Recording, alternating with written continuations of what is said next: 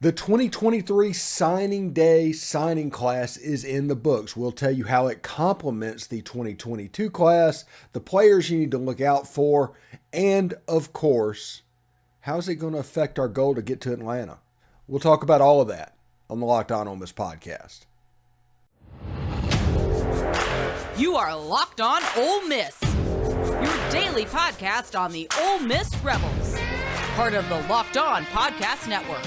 Your team every day.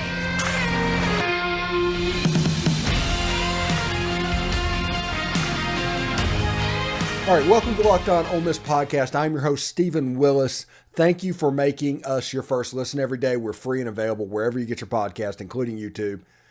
Subscribe to the channel, hit the bell, comment down below, and of course, upvote the video. Also, we'd like to let you know that this episode is brought to you by the FanDuel Sportsbook.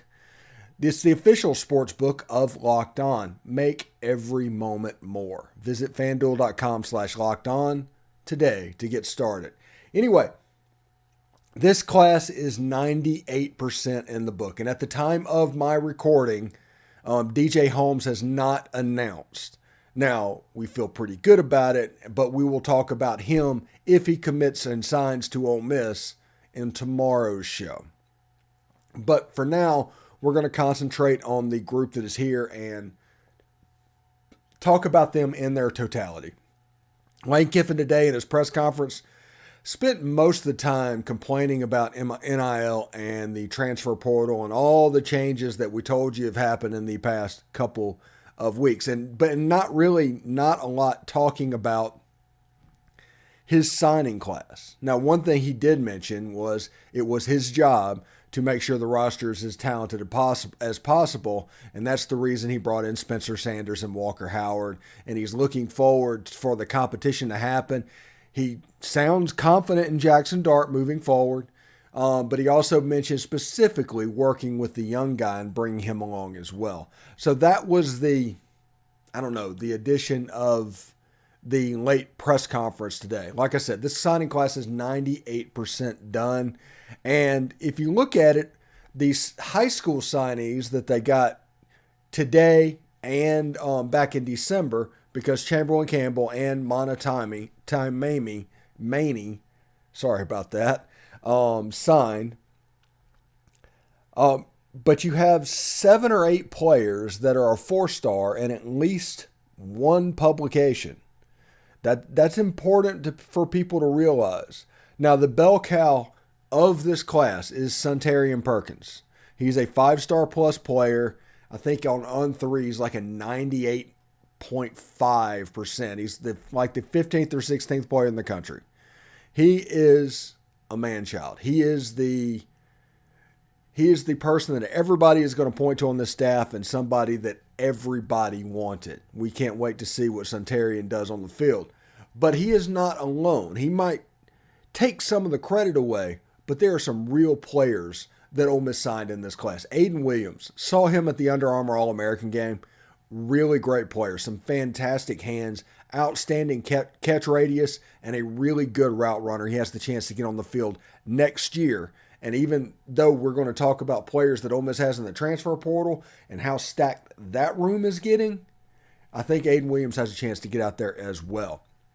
Braxton Myers, famous for making the first 3 tackles in the All-American Bowl in San Antonio. It was the San Antonio All-American game. I never get the name right on that one. Really, really good player. Kedrick Reescano should have been the MVP of the Polynesian Bowl.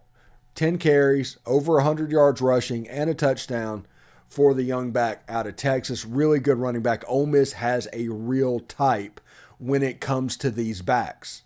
He has a chance to be really good and honestly do a lot of the same stuff that Zach Evans did last year. So we'll see how he does. You have Ulysses Bentley the 4th. Potentially other players could get in the transfer portal and come to Ole Miss, but that room is fairly stacked. Jamarius Brown. We do not talk about Jamarius much, and we should, because he's a really good defensive line. If we talk about the athleticism that J.J. Pegues possesses, that's kind of the same way that Jamarius goes about playing the game. This is a kid that is playing, interior defensive line, like a 3 technique. Out there at defensive end, playing linebacker. He's blocking punts. Super athletic guy from Moss Point. Another 4-star player. These are really good players that we're rolling off. Because if you look at Ole Miss's high school haul, just their high school haul, they're averaging nearly a 4-star in their signings. Bryson Sanders, offensive lineman out of the Baylor School in Chattanooga. He was on the team that beat Marcel Reed. I think the quarterback is Whit Muschamp. That's Will Muschamp's son. So we'll see exactly how that goes. Javante Connor, he's a 3-star. He would be a 4-star if he didn't move before his last year. He ended up in North Carolina, showed out a little bit.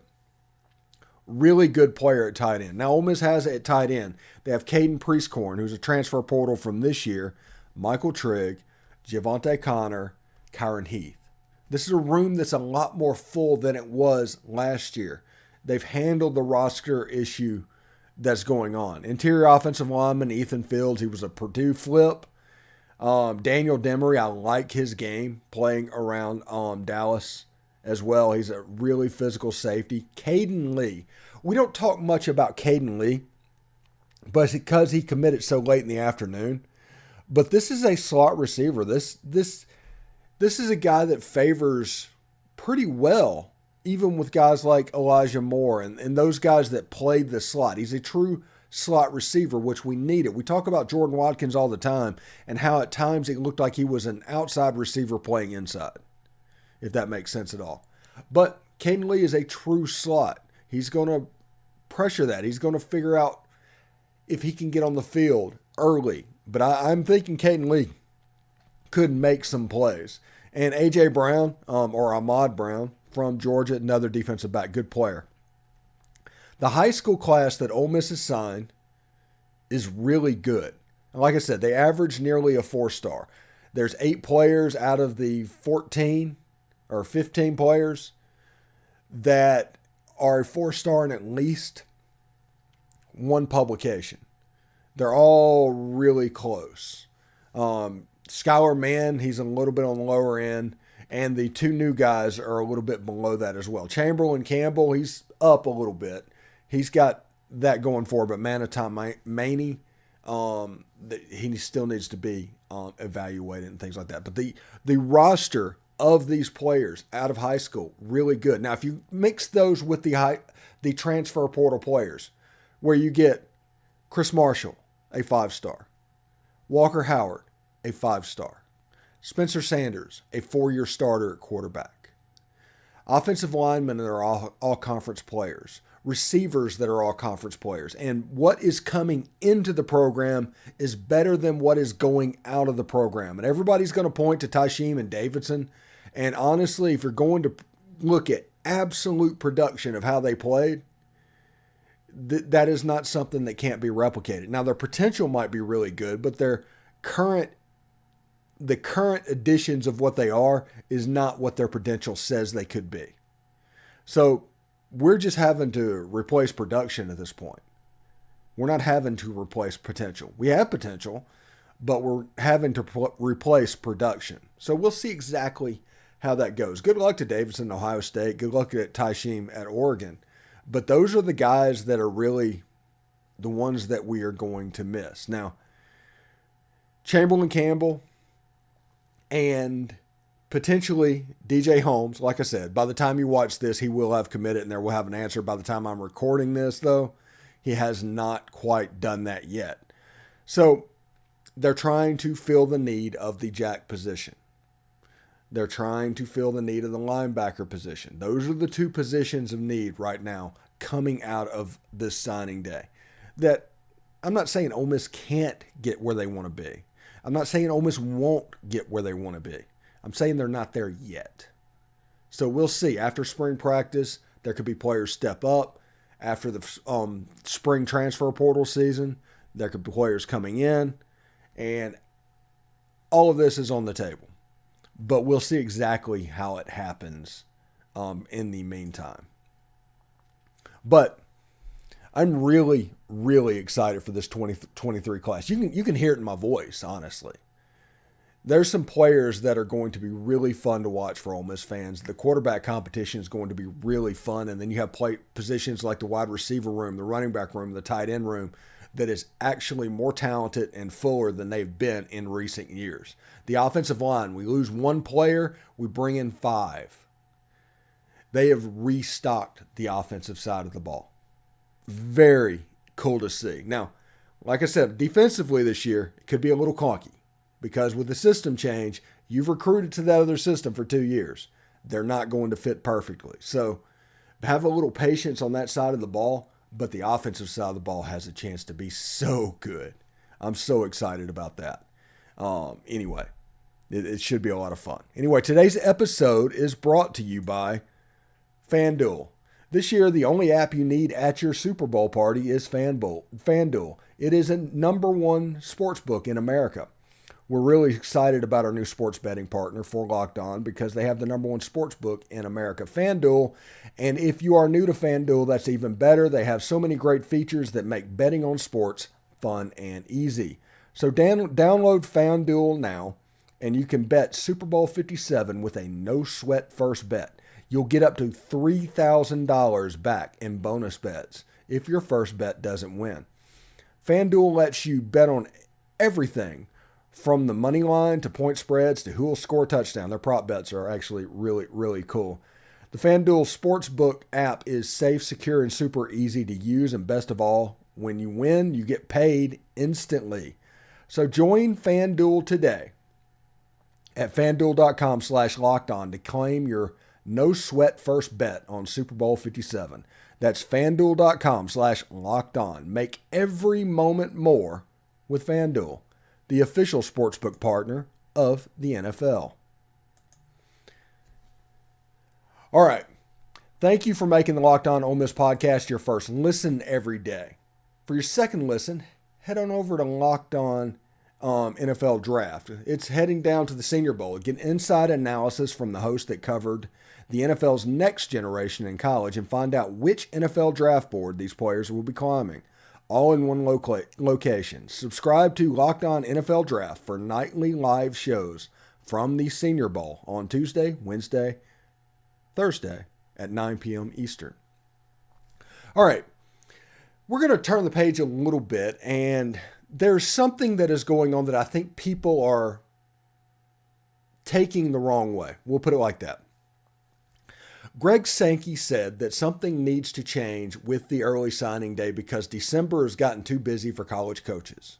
They are worried about the coaching changes happening earlier and earlier, and they're worried about how that's going to go. So naturally, people go away just like, oh, is it going to go back to the way it was? And the answer is no. The answer it is absolutely not going to go back to the way it was. But this is what I think could happen.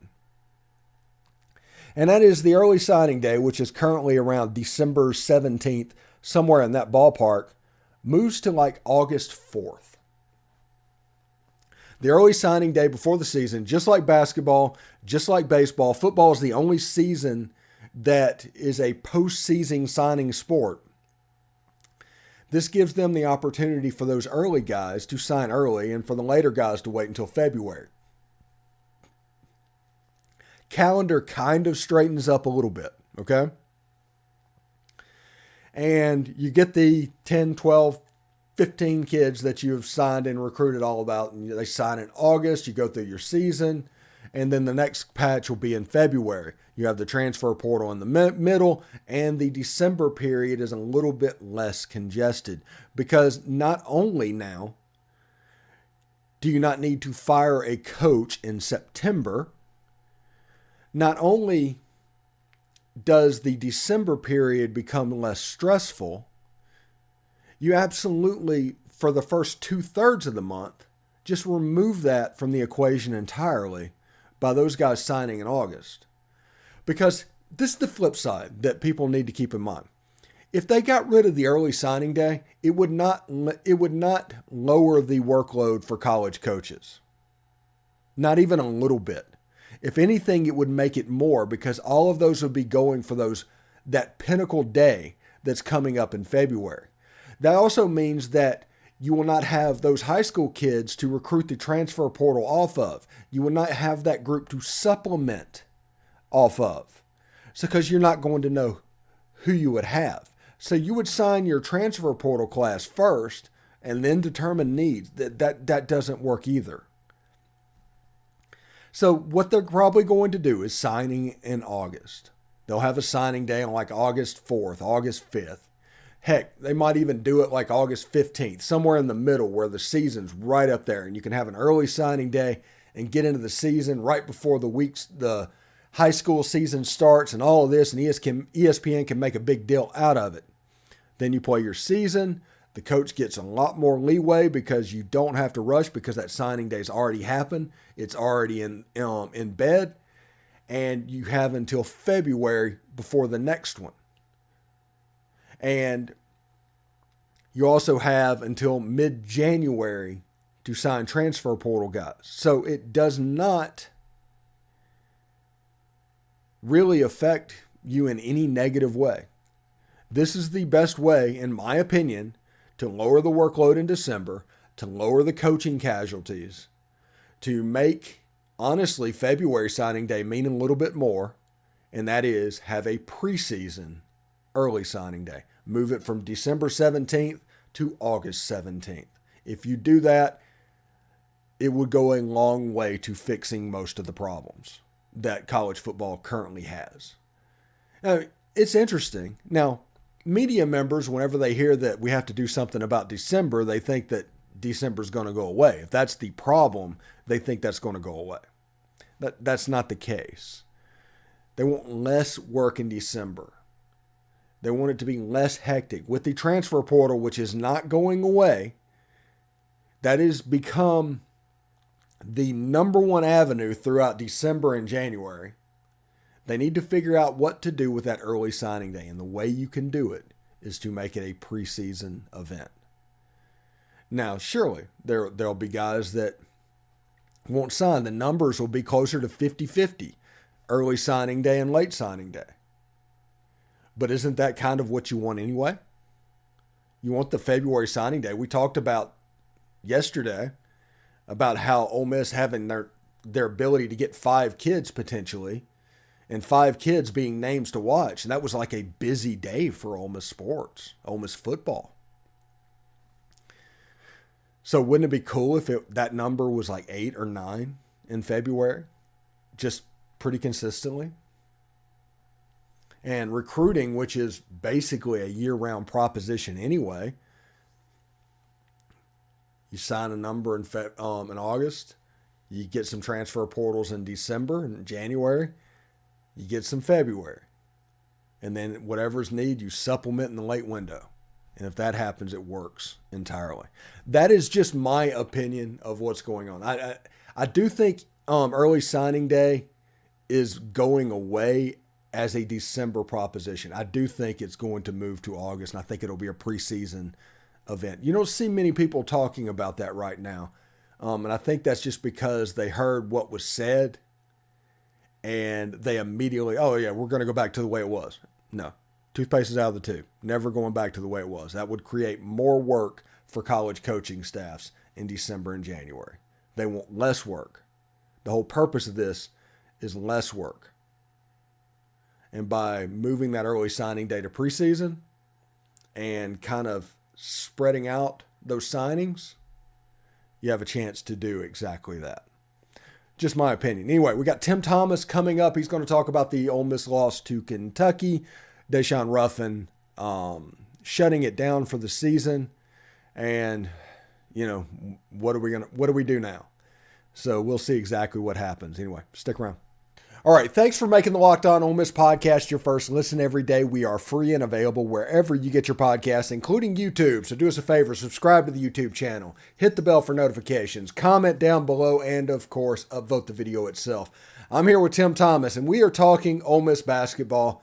It's been a struggle this season. I hate that we started doing this, Tim, with this team, to where you're having to go through this. But, I mean, whenever we start winning pretty good, I think this could turn out to be a decent thing. But how you doing, Tim? I'm doing good. Yeah, there was some bright spots last night in the season. There's been some bright spots. It started off good with the tournament, down in Orlando, and we thought things were going well. Deshawn issues, injuries, but there was some bright spots last night. Kentucky, we gave them all they wanted. They're not a great team. They're on the bubble, as you might have heard. They're on the bubble, so if they're on the bubble, that means they're not very good. So if you first four out or first four in, you're just teetering. And I don't want to throw out a conspiracy theory, but it seemed like there were several calls last night that the referees just kind of looked at Kermit like, it is what it is. I said, I wonder if the SEC officers, people from the SEC office said, Kentucky needs to win, all those fans, all that money. But surely not. But, it seemed that way to me for a second. Yeah, those calls go for Kentucky more often than they don't. It just happens at this point. But the main story that happened yesterday, yes, Ole Miss lost the game to Kentucky, but it was Deshawn Ruffin shutting it down for the season. Obviously, he has an ACL injury that he's recovering from, and I tell people all the time, that is an 18-month injury. You might be able to structurally come back in 6 months, but you actually need that extra time to get back to where you were. So this is probably a good thing, but also Ruffin could end up in the transfer portal at the end of the season. If there is a change, and they make a change with Kermit, there's going to be an exodus of players. We saw LSU ended up with one scholarship player, one player. So what should we take from this Ruffin thing right now?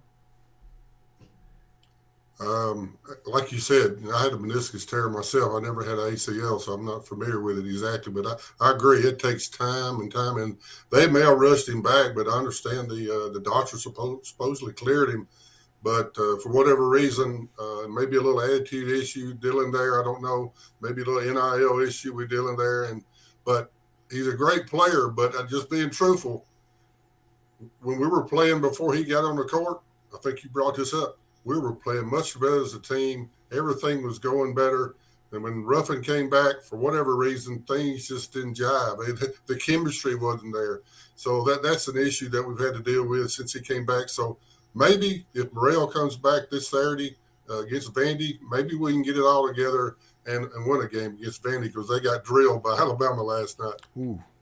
Yeah, that was pretty brutal. Alabama beat them by like 57 points or something like that. It was at the point where Nate Oates after the game was like apologizing to Vandy.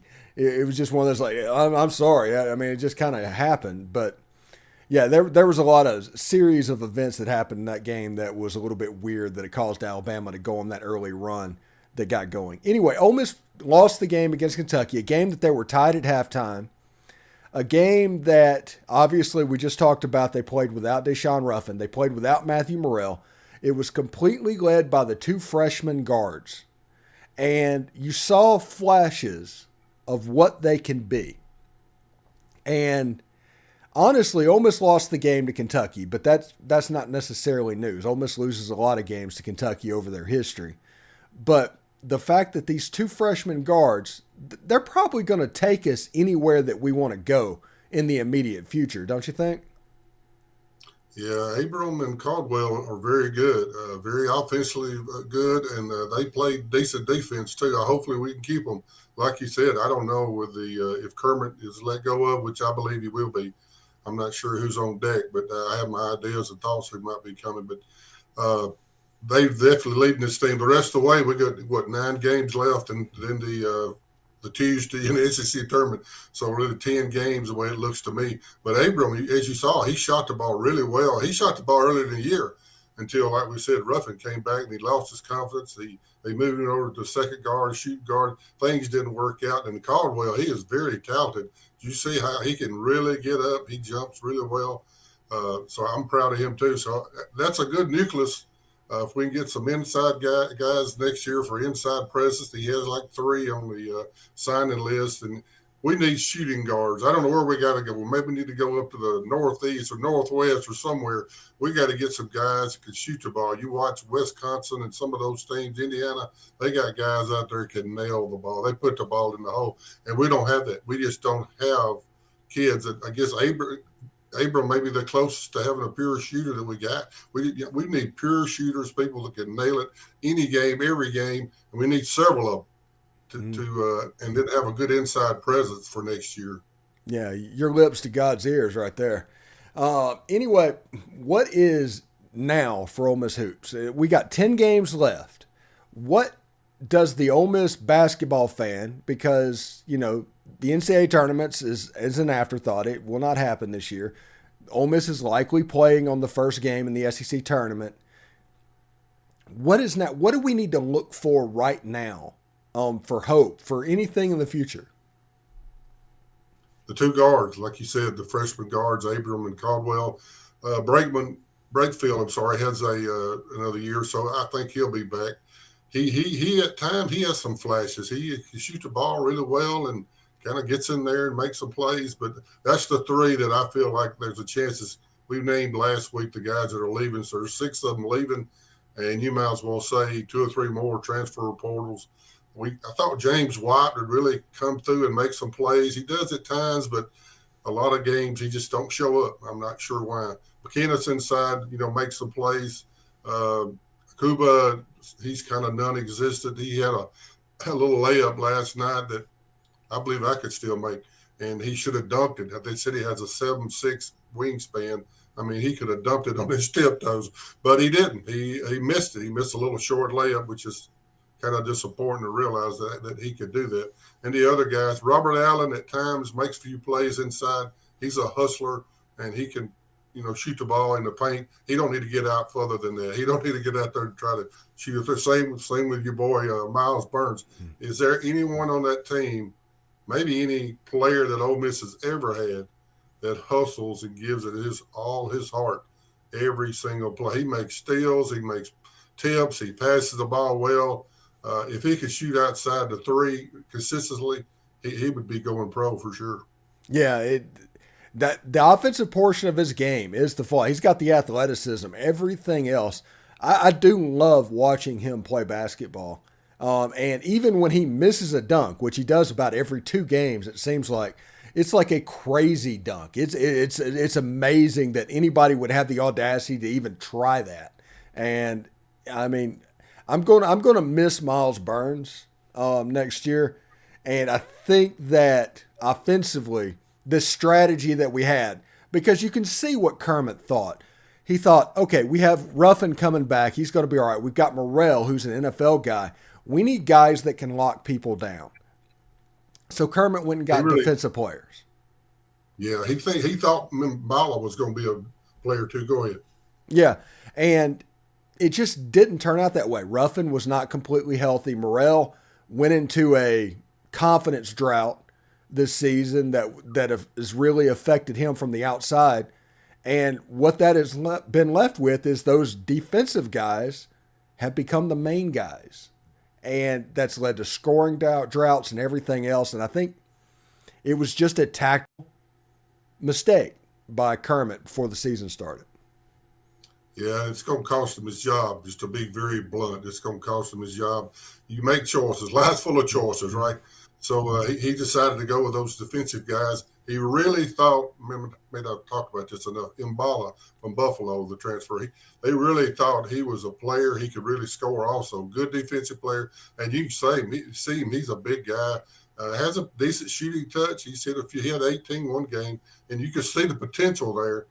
But for the injury issue or attitude issue, it's hard to know exactly. He didn't come through. But, we're going to Vandy this Saturday. Hey, they got beat, like you said, bad by Bama, and they'll be probably back, wanting to play hard and try to – but it'd be a good team for both of us, big game for both of us to try to win. And if we can get our stuff together and Morrell come back and play 100% or close to it, if he just helps us out on the defensive front. He don't have to score all those points. We just need help defensively because we had several errors the second half. We just ran out of gas. Abram, he would give him a spell every once in a while. You give them 3-point shooters, you like to give them a break every so often, and so they can come back out with fresh legs. And he's done that several times, and it would have been nice if, they had people to come in like James White. If he'd have came in and knocked a few threes while Abram was on the sideline. But it didn't happen. It is what it is. We got to deal with it. So hopefully we can go up to Vandy and have a good game and maybe pull a win off there, maybe go to Georgia and pull off one. But there's not many wins left in the schedule. Yeah. Before we get out of here, though, you bring up an excellent point. What's it like to play in Memorial Gymnasium? That's a weird place. It's pretty cool. I enjoyed it. You sit on the ends. Now, like when we played Kevin McHale in Minnesota, you actually are down on the floor. And you have to walk up a little step to get up to the floor. But Vandy's not like that. You're actually on the floor. You're just on the ends. And when you go into, if you're a sub, you go in over here on the side. Now, the people are kind of down low on the side to let you in on the game. And it's kind of up on a stage, kind of. But you have to get used to it. You get used to it after a while. We had good luck. I think we won most of our games up there. It's not far away. It's not a long trip. Your legs don't get tired. So I think we'll beat them. I think we'll have a good chance if Morrell comes back. Morrell comes back, and these other guys continue doing well. I think we'll win this Saturday. All right. Thanks, Kid, for making the Locked On Ole Miss podcast your first listen every day. Make sure you check out our brand new podcast, Locked On College Basketball. Everything you need to know about college basketball in one place. Plus, you get to hear from big-name experts, insiders, coaches, and players. It's Locked On College Basketball. It's available on YouTube and wherever you get your podcast.